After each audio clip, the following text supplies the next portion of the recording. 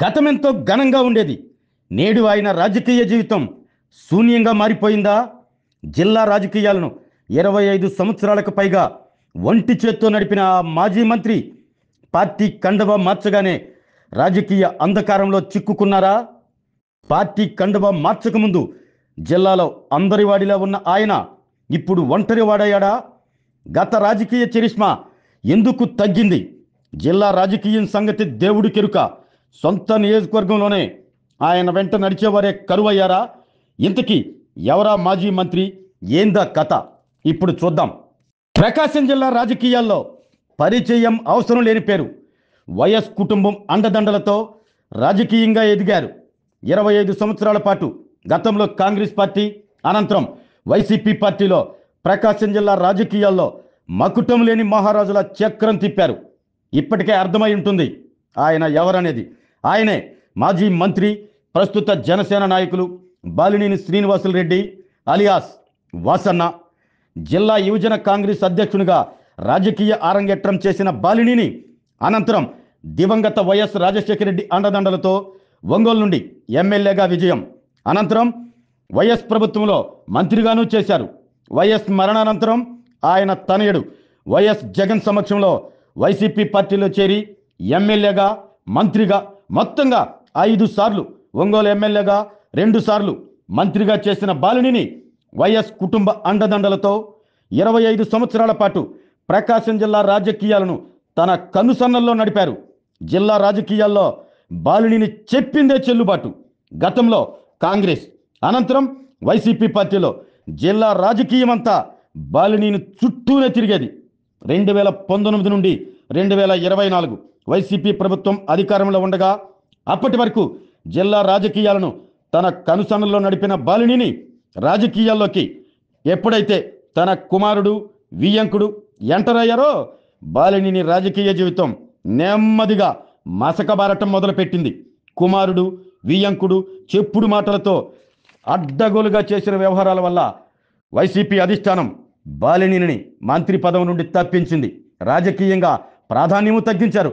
దీంతో వైసీపీ పార్టీపై అలకబూనిన బాలినేనిని పలువురు బొజ్జగించటం, తిరిగి మరలా అలగటం, బోజ్జగించటం. ఈలోపు 2024 ఎన్నికలు రానే వచ్చాయి.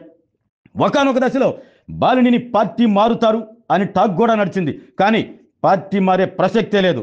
ఇదే నా చివరి ఎన్నిక అంటూ 2024లో వైసీపీ నుండి ఒంగోలులో పోటీకి నిలిచారు.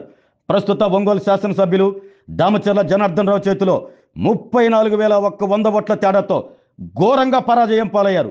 ఓటమి అనంతరం హైదరాబాద్ వెళ్లిన బాలినేని అనంతరం వైసీపీ అధినేత జగన్పై పలు ఆరోపణలు గుప్పించి వైసీపీలో నన్ను ఎన్నో ఇబ్బందులకు గురిచేశారు, అవసరమైనప్పుడు అన్నీ చెప్తానంటూ ఉప ముఖ్యమంత్రి పవన్ కళ్యాణ్ సమక్షంలో జనసేన గూటికి చేరారు. బాలినేని జనసేనలో చేరటంతో జిల్లాలోని ప్రతి నియోజకవర్గం నుండి వైసీపీ నుండి జనసేనలోకి వలసలు ఊపందుకుంటాయి అంటూ భారీగా ప్రచారం చేశారు.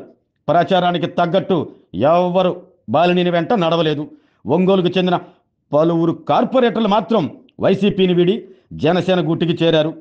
పార్టీ కండువా మారగానే జనసేన పార్టీలో తిరుగులేని నేతగా ఎదుగుతారు అనుకున్న బాలినేని అనుచరులు మా బాలినేని ఎమ్మెల్సీ కాబోతున్నారు అంటూ రకరకాల ప్రచారాలు చేశారు. కానీ జనసేన పార్టీలో బాలినేనికి ఎటువంటి పదవి దక్కలేదు.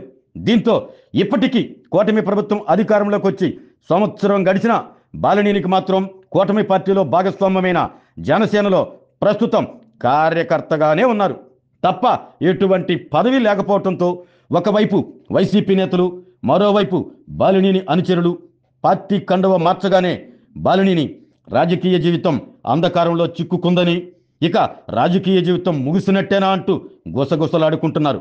ప్రస్తుతం ఒంగోలులో కూటమి పార్టీలైన టీడీపీ, జనసేన, బీజేపీ నేతలతో బాలినేని కలిసి పనిచేస్తాడా? ప్రస్తుత ఒంగోలు ఎమ్మెల్యే దామచర్ల బాలినేని మధ్య పచ్చగడ్డి వేస్తే బగ్గుమంటుంది. దీంతో ఎమ్మెల్యే దామచర్లతో కలవలేరు. మరోవైపు జనసేన జిల్లా అధ్యక్షులు, ప్రస్తుత AP livestock corporation chairman Shaik Riyaz అసలు బాలినేని జనసేన పార్టీలో చేరటాన్నే ఇష్టపడలేదు. దీంతో జిల్లా జనసేనలో షేక్ రియాజ్, కంది రవిశంకర్ ఆధ్వర్యంలోనే కార్యక్రమాలు జరపడంతో బాలినేని వాటికి దూరంగానే ఉంటున్నారు. బాలినేనిపై ఎవరన్నా విమర్శలు చేస్తే కనీసం మీడియా సమావేశం పెట్టి మాట్లాడటానికి జడా బాలనాగేంద్ర తప్ప మరో నేత కూడా లేరు. దీంతో బాలినేనికి ఏంటి ఈ పరిస్థితి అంటూ ఆయన అభిమానులు మాట్లాడుకుంటున్నారు. అధికారం ఉన్నప్పుడు అడ్డగోలుగా వ్యవహరిస్తే ఇలాగే ఉంటుంది అని మరికొందరు గుసగుసలాడుకుంటున్నారు. 25 సంవత్సరాలు జిల్లా రాజకీయాలను తన గుప్పెట నడిపిన బాలినేని ఇప్పుడు ఒంటరిగా మిగిలాడు. తన రాజకీయ జీవితం ఇంతలా శూన్యంగా మారుతుందని ఊహించని బాలినేని ఇటీవల ఒంగోలు వచ్చి నా మనుషులను కాపాడుకోవటానికి నేనింక ఒంగోలులోనే ఉంటా అన్నారు. రాజకీయాల్లో ఓడలు బళ్ళు ఓడలవటం అంటే ఇదేనేమో. ఒకప్పుడు బాలినేని ఒంగోలు వస్తున్నారు అంటే ఉదయం 6 గంటలకే రైల్వే స్టేషన్ వద్దకు భారీగా చేరి భారీ క్యాన్వాయ్తో ఇంటికి తీసుకువచ్చే ఆయన అభిమానులు ఇప్పుడు ఏమయ్యారు? వైఎస్ కుటుంబంతో వైరం బాలినేని రాజకీయ పతనానికి కారణమంటూ కొందరు రాజకీయ విశ్లేషకులు అంటున్నారు. పార్టీ కండువా మార్చిన బాలినేని ఒంటరిగానే మిగులుతారా లేక పూర్వ వైభవం తెచ్చుకుంటారా? చూద్దాం మరి. ఆరోగ్యమే మహాభాగ్యం అంటారు, కానీ ఆరోగ్యాన్ని నమ్మకంగా కాపాడే స్థానం ఎక్కడ? ఇది ఒంగోలులో మీకు దగ్గరగా మన Venkataramana nursing home private limited. Caring your life 54 ఏళ్ల విశ్వాసంతో ఇది ఒక హాస్పిటల్ కాదు, ఇది ఒక విశ్వాసం. 3 తరాలుగా వేలాది కుటుంబాలను ఆరోగ్యంగా నిలిపిన ఆదరణ.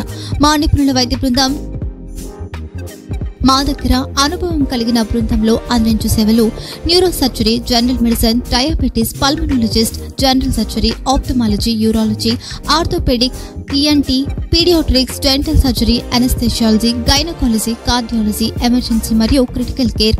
ఒంగోలులో ఆరోగ్యానికి ఒక కొత్త శకం ప్రారంభమవుతుంది. వెంకటరమణ ఐ హాస్పిటల్ ప్రారంభించబడింది. కంటి ఆరోగ్యానికి ప్రత్యేక పరిష్కారంగా ప్రభుత్వ ఉద్యోగులు, రిటైర్డ్ ఉద్యోగులు మరియు వారి కుటుంబ సభ్యుల కోసం ఈహెచ్ఎస్ ద్వారా వైద్యం, క్యాష్లెస్ సేవలు, Medi Assist, Star, GHPL, Aditya Birla, Bajaj Allianz మరియు ఇతర ప్రముఖ హెల్త్ స్కీమ్లు అందుబాటులో ఉన్నాయి. ఆరోగ్యశ్రీ, డాక్టర్ ఎన్టీఆర్ వైద్య సేవా నిధి అందుబాటులో ఉన్నాయి. చిరునామా ఆర్టీసీ బస్టాండ్ ఎదురుగా, Kurnool road, Ongole. Phone number 08592282623, cell number 9100679099. Eye hospital number 9866484770. Website www.venkatramananursinghome.com. Facebook www.facebook.com/pkrnh. Venkataramana nursing home, 3 తరాల విశ్వాసం, నూతనతతో కూడిన సేవ. మేము కేవలం చికిత్స చేయము, మేము శ్రద్ధ వహిస్తాం, పరిరక్షిస్తాం. సేవ చేయడం మాకు ధ్యేయం.